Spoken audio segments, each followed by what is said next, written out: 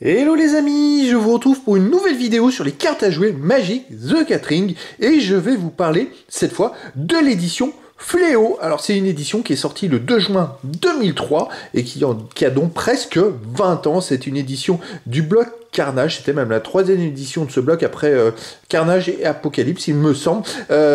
Cette édition contient 143 cartes différentes. Alors je vais vous faire un tour d'horizon, une présentation rapide de ces cartes, et après vous trouverez bien sûr une vidéo demain sur ma chaîne YouTube d'analyse et de cotation.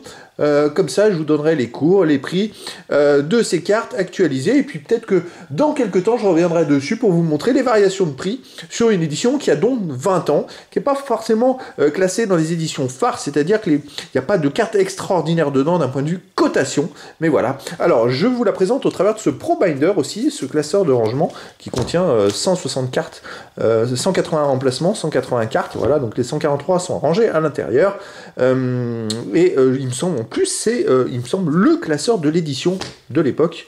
Ça, il me semble que c'est vraiment celui de cette édition-là. Et puis sur le côté, non, il n'y avait pas de bande estampillée de l'édition. Alors c'est parti, on va faire un tour d'horizon des cartes en commençant. Alors c'était vraiment très... À l'époque, c'était... même si des fois maintenant il y a des incolores au début, mais à l'époque c'était bien blanc, bleu, noir, rouge, vert, multicolore, incolore. Et encore, dans certaines éditions, il n'y avait pas de multicolore. Et des fois, il n'y avait même pas de terrain dans certaines éditions. Alors, ce qui est intéressant aussi avec ces anciennes éditions, c'est qu'il y a les prix, il y a des cartes foil. Vous voyez les cartes foil, on en a une ici, qui est magnifique, clairvoyance... Avma, et cette carte foil a aussi une sorte d'étoile brillante comme ça. Je trouve que les cartes foil de l'époque étaient quand même plutôt sympas et jolies à voir, quoi. Donc là voici les cartes blanches que je vais faire défiler. Je ne vais pas rentrer dans le détail de ces cartes, dans le détail des effets, parce que c'est une ancienne édition, donc les joueurs c'est pas forcément intéressant. Ce que je ferai de toute façon pour le détail des cartes qui sont un peu plus cotées, ça vous le verrez dans la vidéo d'analyse et de stats que vous trouverez demain sur ma chaîne YouTube. Vous voyez, alors là, ce qui est intéressant, c'est les cartes que je vous présente, ce sont des cartes françaises exclusivement. Et puis vous avez aussi les cartes foil, il y en a quand même quelques exemplaires, comme celle-là.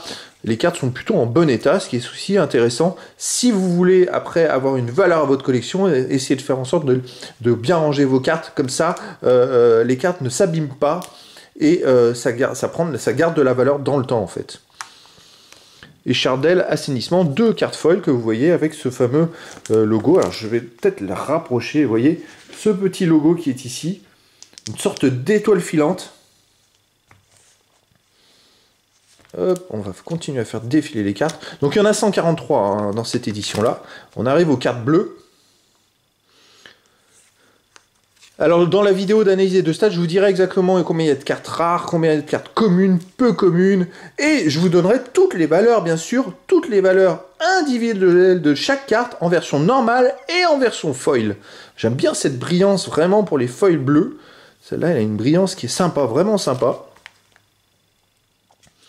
Alors c'est marrant parce que là, je sais pas, j'ai pas compté le nombre, mais on a 3 pages de cartes blanches, 3 pages piles de cartes bleues. J'ai l'impression que c'était vraiment très bien paramétré, et très bien préparé. Là, on arrive aux cartes noires, je suppose qu'il y en a 3 pages aussi. Ah oui, et puis celle-là aussi, la carte foil, vous voyez, elle a des sortes de petites bulles à l'intérieur. Celle-là, c'est Punition Finale en version foil. C'est une rare en version foil, d'ailleurs.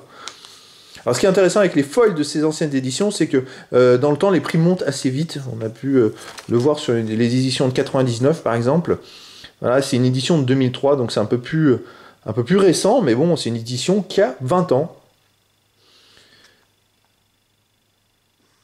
Alors, la plupart des cartes aussi qui reviennent, mais bon, avec cette édition-là, elles avaient tout un logo, un dessin spécifique, qu'on retrouve dans des cartes qu'on retrouve dans les éditions nouvelles, hein, bien sûr. Hein.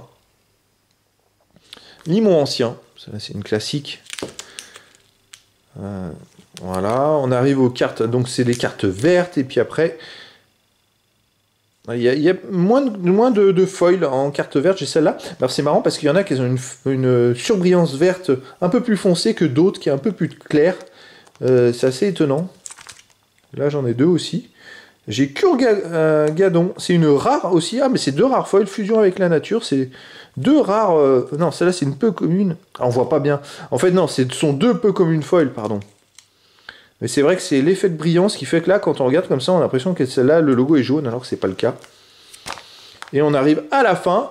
Alors, des anciennes éditions, effectivement, il y avait très peu de multicolores. Et comme vous voyez, il n'y a que 4 cartes multicolores. Les incolores, il n'y en a que 3. Et un seul terrain, comme vous pouvez le voir. Temple de la fausse divinité.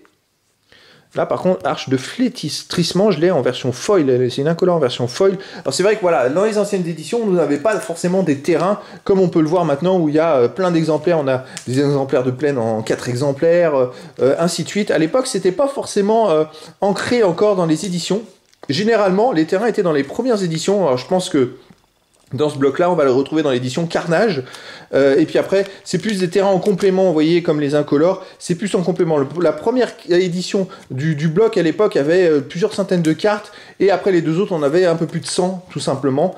Et c'est vrai que ça s'adressait en plus en complément pour les joueurs et pour les collectionneurs de l'édition de base du bloc. Et ce bloc, c'était Carnage. Donc voilà, les amis, je vous donne rendez-vous demain pour la vidéo d'analyse et de cotation de cette édition, Fléau, une édition qui est sortie le 2 juin 2003. Voilà les amis, je vous dis à très bientôt pour une nouvelle vidéo.